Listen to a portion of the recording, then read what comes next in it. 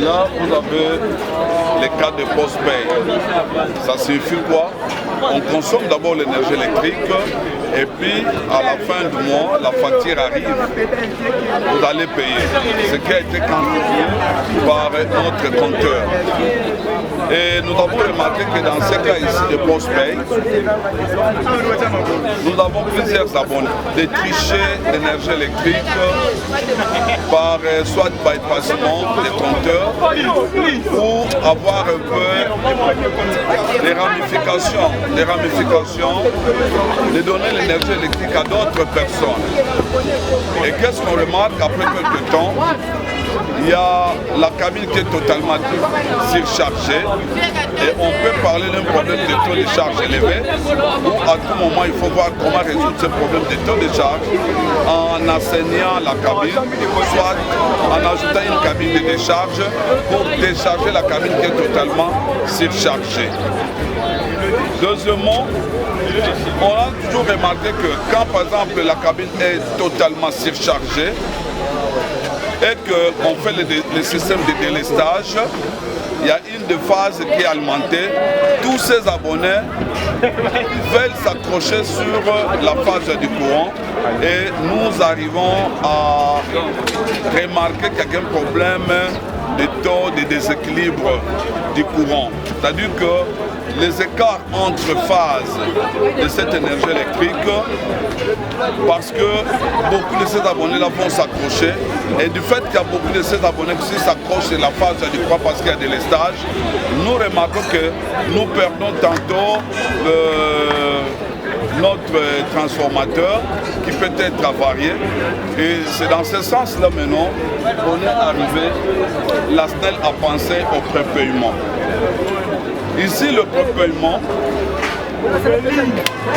c'est un très bon système et je demanderai aux Congolais vraiment d'entrer dans ce système de prépaiement parce qu'en prépaiement, chacun gère son énergie d'une façon rationnelle. Il gère son énergie d'une façon rationnelle et en gérant l'énergie d'une façon rationnelle, il ne peut pas donner son crédit à n'importe qui. Donc, il ne va pas donner son courant à n'importe qui parce que s'il donnait, c'est lui qui sera perdant parce qu'à tout moment, c'est lui qui va commencer à acheter les crédits et quand il achète les crédits, les autres vont l'exploiter et pour ne pas donner l'occasion aux autres, il gère seul. C'est comme ça qu'on parle d'un acteur principal qui est lui-même l'abonné. Mais qu'est-ce qu'on remarque? Dès que chacun gère bien son énergie d'une façon rationnelle, vous allez remarquer que le taux de charge diminue. Au moment où dans les cas de post-paye, on est obligé d'assouvir en utilisant des cabines de décharge. Si la cabine est surchargée, donc on ajoute d'autres cabines ici. Mais qu'est-ce qu'on remarque dans les cas de prépaiement? C'est plutôt, on aura beaucoup de réserves énergétiques et il y a moyen d'ajouter des abonnés dans ces mêmes cabines au lieu, par exemple, d'ajouter des cabines de décharge. Donc ici, on a la possibilité d'ajouter des cabines parce qu'il y aura les réserves énergétiques quand chacun gère d'une façon rationnelle son énergie électrique. Mais qu'est-ce qu'on a remarqué? Depuis un certain temps, quand on a placé les compteurs à prépaiement, la SNEL n'envoie plus les gens comme il y avait des journalistes qui vont déposer les factures parce qu'ils sont sûrs de ces clients qui achètent régulièrement leurs crédits et il ne faut plus attention d'envoyer des gens sur le terrain. Et au niveau de leur serveur central, on voit seulement quelqu'un qui achète le courant et on a confiance à ces derniers qui achètent le courant sans pourtant descendre sur le site. Alors qu'est-ce qu'on a remarqué? Que malgré ça, la plus grande charge, les gens comme on donne des lampes économiques, on met par exemple, on exploite l'énergie électrique, mais la plus grande charge est bypassée.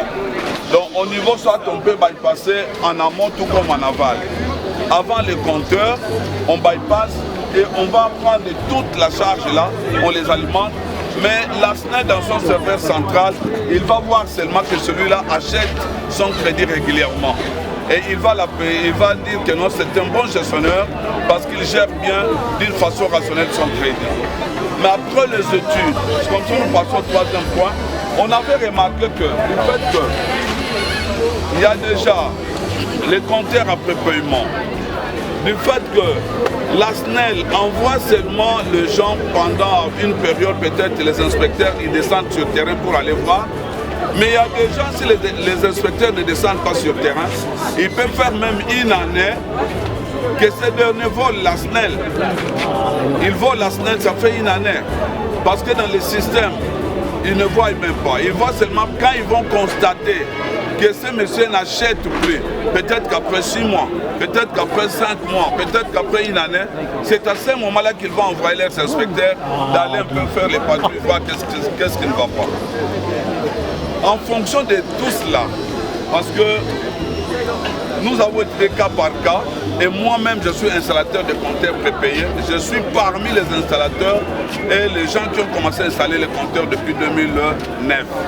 J'ai commencé par Mobutu et je connais les cas par cas jusqu'à découvrir un peu comment les gens volent l'énergie électrique qui n'est pas comptabilisée.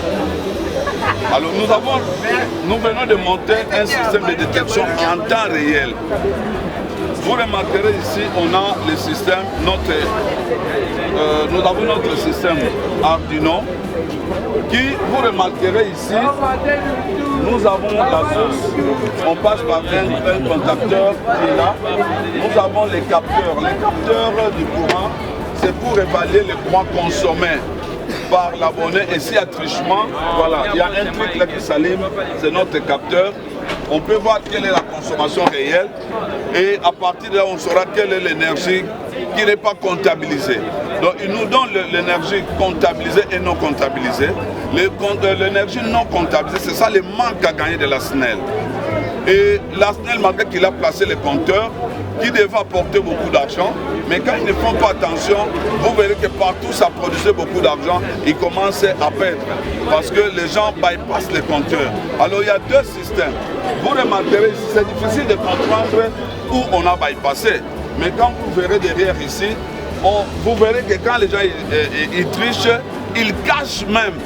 Donc il peut aller coller entre la phase et son fil conducteur qui vient, vous verrez le derrière là-bas, et qui vient sortir ici, il est bypassé. Et qu'est-ce qu'on remarque aujourd'hui? Au niveau des compteurs, des serveurs centrales, on voit le monsieur, il achète toujours son crédit et on les félicite qu'il gère d'une façon rationnelle son énergie électrique. Or, ce dernier a pris toute la charge.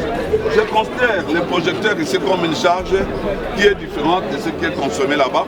Et la grande consommation ici n'est pas comptabilisée. Il n'est pas comptabilisé. Alors il faudrait que ce système avec notre Arduino, comme je le disais, je peux couper ce monsieur à distance. Quand il y a un passage du courant, la lampe rouge va s'allumer, c'est pour dire que le courant peut passer. Et il vient au niveau des contacteurs, on passe au niveau des capteurs du courant.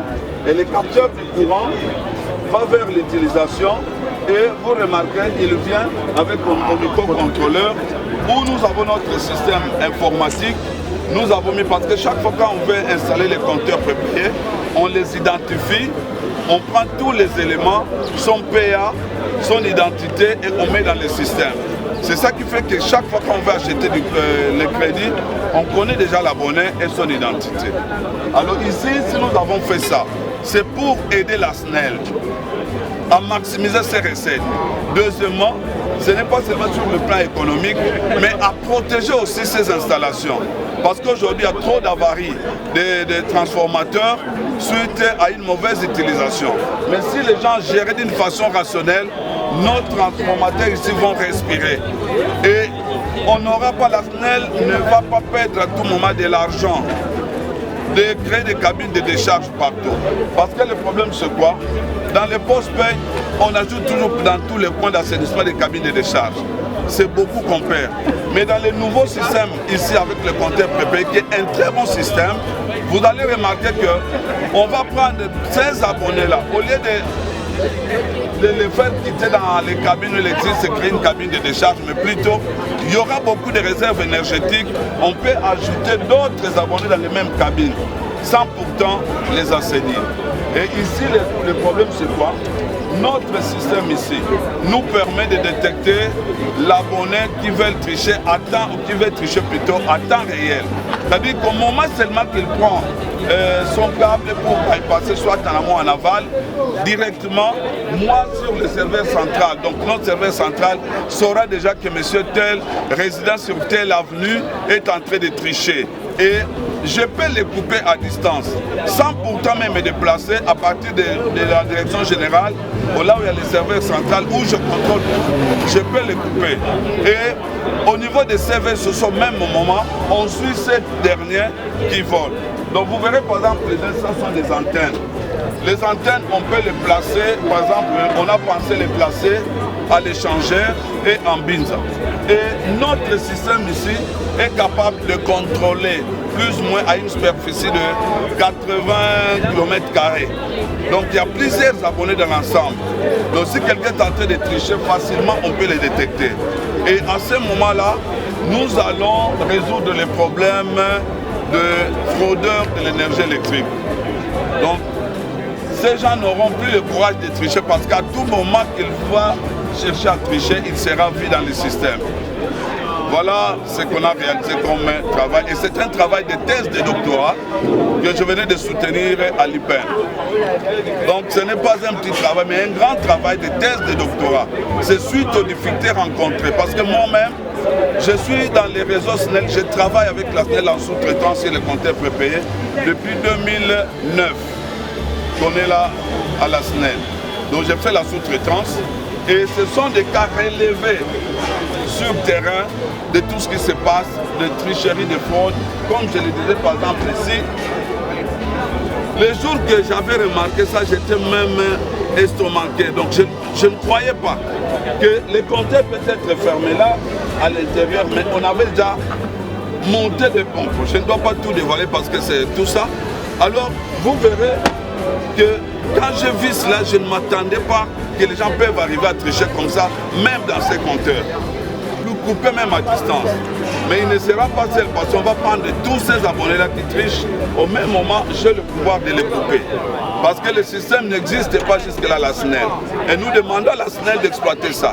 Parce que nous remarquons souvent tout ce que nos frères congolais sont inspirés à faire. Les gens négligent. Ils croient que ce que les Blancs font, c'est ça qui est le plus que le mien. Mais ils doivent comprendre à respecter nos frères congolais qui ont cet esprit d'innovation, de les soutenir dans ce qu'ils font. Parce que même si, là où nous sommes arrivés, on n'est pas arrivé au bout, mais on allait approfondir ces études. Depuis lors, la SNEL allait même nous demander de voir qu'est-ce qu'on a fait et puis comment on peut enrichir ça. Mais dommage que jusqu'à preuve du contraire, on ne pense pas ça. Dommage. Mais néanmoins, nous avons fait notre travail et nous demandons à d'autres aussi de poursuivre. Peut-être que là où nous sommes arrêtés, il y a ceux qui vont faire plus pour que la SNEL puisse d'abord maximiser ses recettes et lutter contre la fraude parce que ça sera tolérance zéro. C'est difficile que quelqu'un puisse tricher parce qu'on le voit dans les systèmes. C'est ça, ces deux points que nous avons développés ici. Maximiser les recettes et détecter les fraudeurs pour les décourager, de ne plus continuer à tricher et laisser les réseaux libres.